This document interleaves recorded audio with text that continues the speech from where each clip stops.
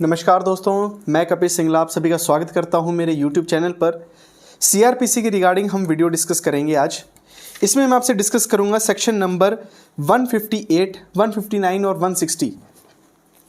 Investigation के regarding ये तीनों सेक्शन डिस्कस करते हैं कि जब भी एक इन्वेस्टिगेशन हो जाती है उसके बाद जो रिपोर्ट बनती है उसका कैसे वर्क होता है।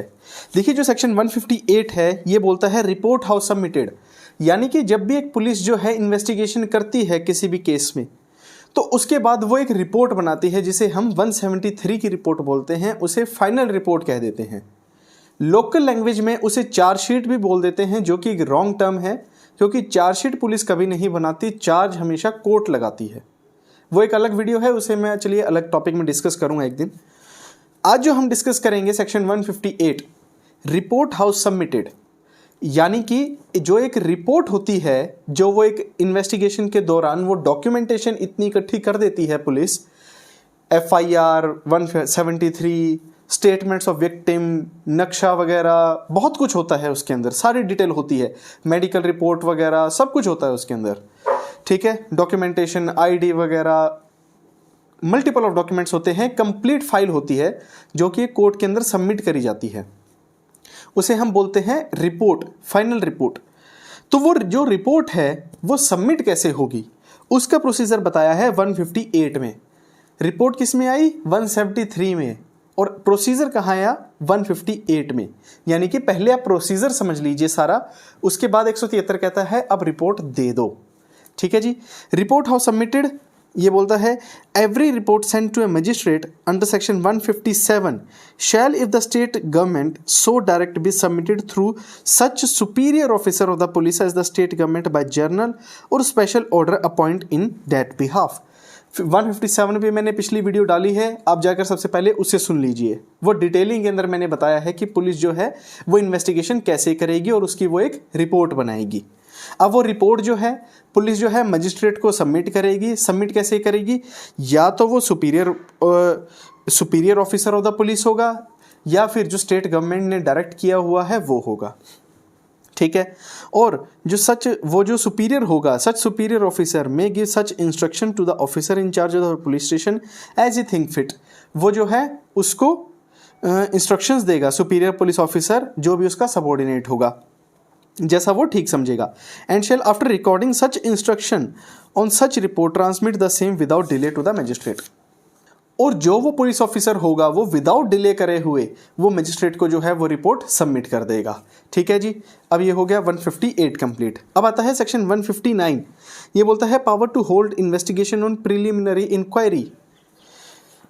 Such magistrate, on receiving such report, may direct an investigation or, if he thinks fit, at once proceed or depute any magistrate subordinate to him to proceed to hold an preliminary inquiry into or otherwise to dispose of the case in the manner provided in this code. अब magistrate के सामने आप report लेकर चले गए। Magistrate क्या करेगा? उस रिपोर्ट को देखेगा, उसको लगता है कि इसमें अभी इन्वेस्टिगेशन और करनी चाहिए, वो डायरेक्शन दे देगा इन्वेस्टिगेशन करो। अगर उसे लगता है इन्वेस्टिगेशन ठीक है वो अपने पास रख लेगा। अपने पास या तो वो अपने पास रख लेगा या वो किसी सबऑर्डिनेट को डायरेक्ट कर देगा मजिस्ट्रेट को कि आप इसके ऊपर इन्वेस्टिगेशन करो। ठीक है जी। इन्वेस्टिगेशन है प्रिलिमिनरी इंक्वायरी। अब वो मजिस्ट्रेट क्या करेगा? प्रिलिमिनरी इंक्वायरी कंडक्ट करेगा, यानी कि वो देखेगा, वकील आएंगे उनके, सारी बातें सुनेगा। अगर मजिस्ट्रेट को लगता है कि हाँ उसके अंदर कोई मैटर बनता है तो वो मैटर को चलाएगा। अगर वो उसको लगता है कि मैटर नहीं बनता तो वो जो ये प्रोसीजर बताया गया है CRPC के अंदर, यानी कि उसे एक्विट कर देना, सॉरी एक्विट नहीं कहेंगे इसे, उसके ऊपर चार्ज नहीं लगाएगी कोर्ट, उसके ऊपर बिल्कुल भी चार्ज नहीं लगाएगी और उसे वहीं पर रिलीज कर देगी, छोड़ देगी उसे वहीं पर, उस केस को खत्म कर दिया जाएगा जैसा कि कोर्ट को ठीक लगेगा। वो एक CRPC का प्रोसीजर है कंप्लीट। उसके बाद section 160 Police officer power to require attendance of witness. Any police officer making an investigation under this chapter may, by order in writing, require the attendance before himself of any person being within the limit of his own or any adjoining station who from the information given otherwise appeared to be acquainted with the facts and circumstances of the case and such person shall attend as so required। यानी कि police officer के पास जो complaint आई है उसमें उसे लगता है कि मुझे इस पर्सन को बुलाना है, तो वो इन पर्सन उसे समनिंग कर देगा और उसे बुला लेगा।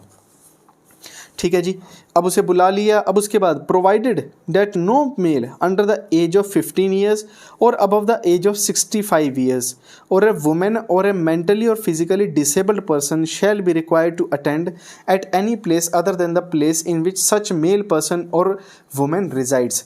यानी कि इसमें प्रोवाइजो क्या कह दिया, आप बुला सकते हो किसी को भी, लेकिन किसे नहीं बुला सकते, वो है 15 साल से नीचे का कोई भी, 65 साल से ऊपर की उम्र का कोई मेल, कोई भी वुमेन, वुमेन के लिए एज नहीं है, वुमेन कोई भी, या फिर mentally or physically disabled person, उसको नहीं बुलाओगे।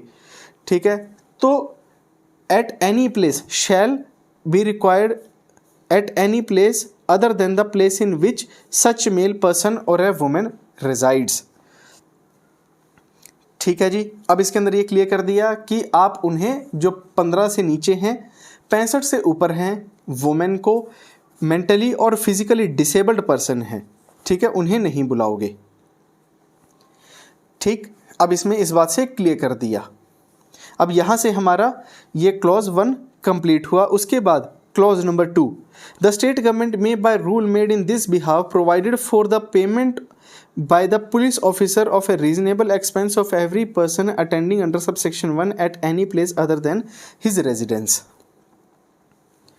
ठीक है जी, पहले तो हमें क्या बता दिया कि उस पर्सन को इन पर्सन बुलाओगे जो कि 15 से ऊपर 65 से नीचे वाला होगा, और जो वुमेन होगी उसके रेजिडेंस पे जाके आप उसकी स्टेटमेंट लेंगे। ये हमने पिछली वीडियोस में भी डिस्कस किया है। अब यहाँ पर क्या कह दिया है क्लॉज नंबर 2 के अंदर कि जहाँ आपने उस पर्सन को बुला लिया तो उसको बुलाने का एक खर्चा होता है, तो वो जो खर्चा है वो दिया जाएगा उसको। ठीक है, यहाँ पर स्टेट गवर्नमेंट ने जो रूल बनाए हुए हैं एक खर्चा देने के पर्सन के, वो उसे वहाँ पर दिए जाएंगे। ये हुआ हमारा सेक्शन यहाँ से 160 कंप्लीट।